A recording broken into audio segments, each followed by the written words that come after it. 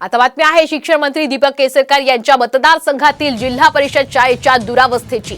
सावंतवाडीमध्ये जिल्हा परिषद शाळेची भिंत ही कोसळली आहे। जिल्हा परिषद शाळा क्रमांक 1 ची भिंत कोसळलेली आहे। सुदैवाने शाळा बंद असल्यामुळे मोठा अनर्थ टळलेला आहे। मात्र त्यानंतर भिंत कोसळलेल्या शाळेतच वर्ग भरवण्यात आलेले, त्यामुळे पालक वर्गातून आता तीव्र नाराजीही व्यक्त होतीये। एखादी मोठी दुर्घटना घडली असती त्याला जबाबदार कोण असा सवाल आता पालक वर्गातून उपस्थित केला जातोय। आणि या शाळेची कशी पडझड झाली आपण या दृश्यांच्या माध्यमातून पाहू शकतो। मात्र तरी सुद्धा प्रशासनाला जाग नाहीये। अजूनही या इमारतीची पडझड झालेली असताना सुद्धा शाळा मात्र इथेच भरवली जाते।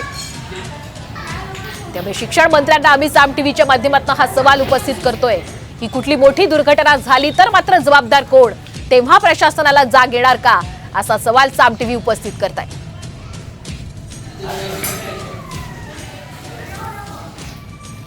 त्यावेळेला ह्या ज्या शाळेच्या बाजूला काही नारळाची झाडं असल्यामुळे त्यातले नारळ पडून त्याचा एक कोपऱ्यामधून लिकेज होत असतं। ते जर वेळेच्या वेळी ते दोन्ही हे घातले असते तर ही दुर्घटना टाळता आली असते।